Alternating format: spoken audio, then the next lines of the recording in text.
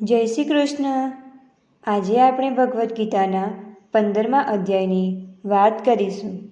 15મા અધ્યાયનો સારાંશ. સ્તુતિ અને સ્મૃતિ વિશે. આ સંસાર વૃક્ષને ક્ષણિક અને અવ્યક્ત કહેવામાં આવ્યું છે. આ સંસારરૂપ વૃક્ષનું કોઈ ચોક્કસ પ્રકારનું સ્થિર રૂપ જણાતું નથી. આ સંસારનો સર્વાંશે અંત થતો નથી, તેમજ સંપૂર્ણ રૂપે તેની ઉત્પત્તિ અને સ્થિતિ પણ જોઈ શકાતી નથી. જેણે માનમોહ સંગદોષ ત્યજ્યો છે, જે હંમેશા અધ્યાત્મક અભ્યાસમાં લીન રહે છે, જેણે કામનાઓ ત્યજી છે, સુખ દુઃખથી મુક્ત છે, તે અવિનાશી પદને પ્રાપ્ત કરી શકે છે. સૂર્યમાં, ચંદ્રમાં અને અગ્નિમાં રહેલું તેજ મારું છે. પૃથ્વીમાં પ્રવેશ કરીને હું જ સર્વ પ્રાણીને મારા તેજ વડે ધારણ કરું છું. વેદોના કર્તા તથા વેદકર્તા પણ હું છું. આથી હું પુરુષોત્તમ નામથી પ્રખ્યાત છું.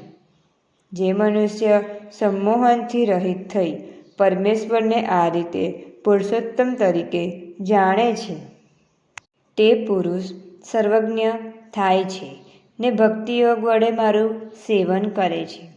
આ જાણવાથી મનુષ્ય આત્મજ્ઞાનવાળો થઈ તે પોતાનું જીવન સફળ બનાવે છે. અધ્યાય 15 પુરુષોત્તમ યોગ. ભગવાન શ્રી કૃષ્ણ કહે છે, હે અર્જુન, આ સંસાર પીપળા જેવો છે. તેનું મૂળ રૂપ ને શાખાઓ નીચે છે. પાંદડા વેદ છે.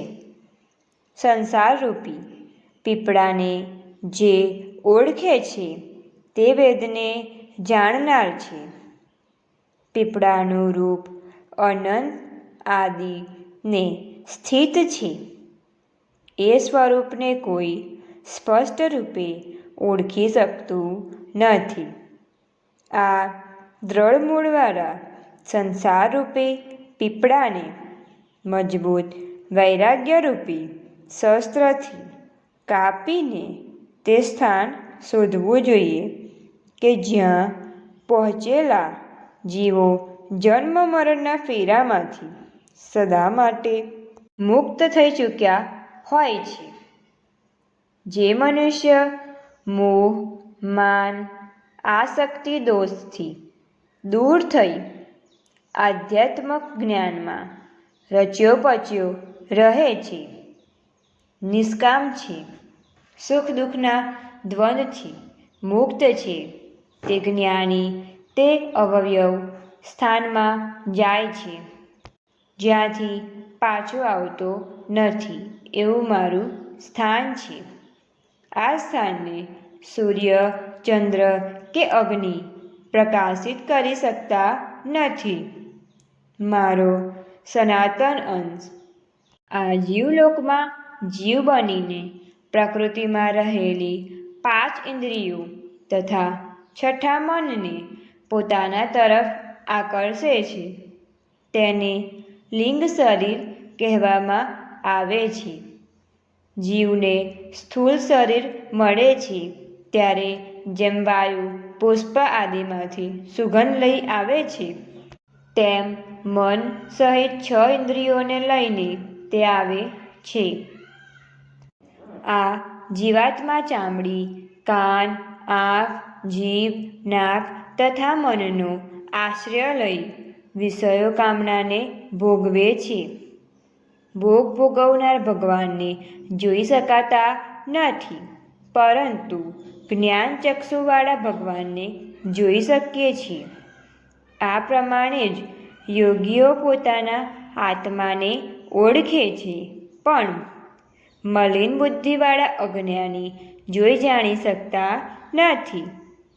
જે તે સૂર્ય, ચંદ્ર, અગ્નિમાં છે તે મારા સમજો. હું પૃથ્વીમાં પ્રવેશ કરી પ્રાણી માત્રને મારા બળથી ધારણ કરું છું. ચંદ્ર થઈને ઔષધિઓનું પોષણ કરું છું. અગ્નિ થઈ પ્રાણીઓના દેહમાં જ રહું છું. પ્રાણ અપમાન સાથે રહીને 4 પ્રકારના અન્નને પચાવું છું.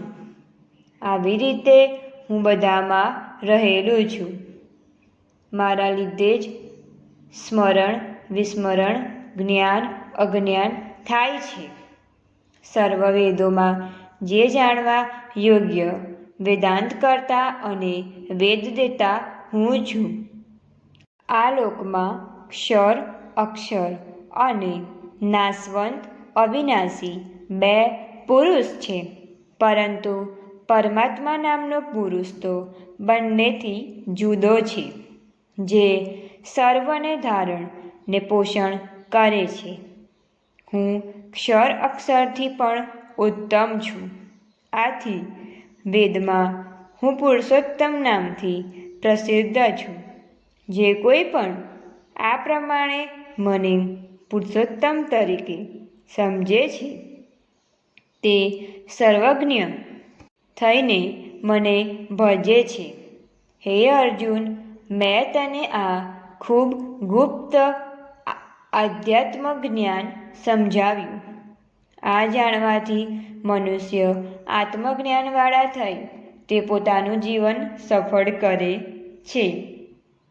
અતિ શ્રીમદ ભગવદ્ ગીતામાં શ્રી કૃષ્ણ અર્જુન વચ્ચે થયેલ સંવાદમાં પુરુષોત્તમ યોગ નામનો 15મો અધ્યાય સંપૂર્ણ. 15મા અધ્યાયનું મહાત્મ્ય ફળ. ભગવાન શંકર પાર્વતીજીને અને ભગવાન વિષ્ણુ લક્ષ્મીજીને કહે છે કે તમે હવે 15મા અધ્યાયના મહાત્મ્ય ફળ વિશે સાંભળો. ગૌડ દેશમાં નૃસિંહ નામનો એક રાજા રાજ કરતો હતો. રાજાના મંત્રીએ રાજાને મારી નાખી રાજ્ય પોતાના હાથમાં લેવા વિચાર કર્યો, પણ કર્મ સંજોગે તે પોતે જ પોતાને મોતને આધીન થયો. તે સિંધ પ્રદેશમાં ઘોડા રૂપે જન્મ્યો. આ ઘોડાને નૃસિંહ રાજાએ સોદાગર પાસેથી વેચાતો લીધો. એક દિવસ આ ઘોડા ઉપર બેસી રાજા જંગલમાં શિકારે નીકળ્યો. જંગલમાં રાજાને ઘણી તરસ લાગી. તે પાણીની શોધ કરવા લાગ્યા.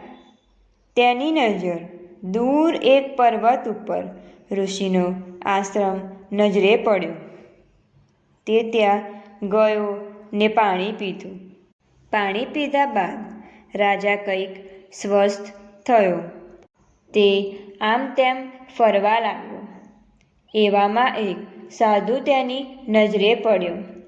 રાજાએ સાધુને પ્રણામ કર્યા. સાધુએ આશીર્વાદ આપ્યા.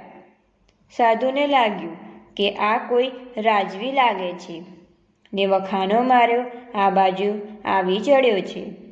જેથી સાધુએ રાજાને ભોજન કરવાનું પૂછ્યું તો રાજાએ હા ભણી.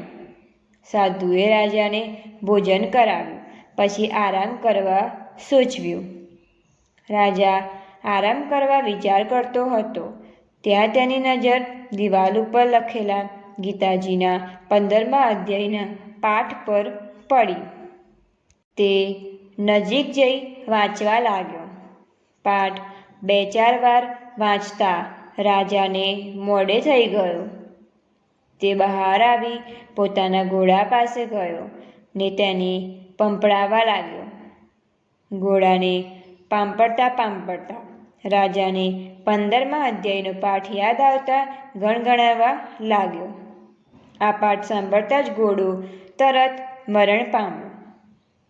આ બાબતે રાજાએ સાધુને પૂછતા કરતા સાધુએ જણાવ્યું કે હે રાજન, આ ઘોડો ગયા જન્મમાં તમારો મંત્રી હતો, પણ કમનસીબે તે મરણ પામતા તે ઘોડા રૂપે અવતાર પામ્યો. પણ આ ઘોડો તમારા મોડેથી ગીતાજીના 15મા અધ્યાયનો પાઠ સાંભળવાથી તે ઘોડાની યોનિમાંથી મુક્ત થઈ વૈકુંઠ લોક પામ્યો. આ સાંભળી રાજા અચંબો પામ્યો ને પોતે પણ ગીતાજીના 15મા અધ્યાયનો દરરોજ પાઠ કરતો થયો અને તે પણ મરણ પછી વૈકુંઠ લોક પામ્યો. તો આજનો આ અધ્યાય સંપૂર્ણ. તો તમે અમારી ચેનલને લાઇક, શેર એન્ડ સબસ્ક્રાઈબ કરો.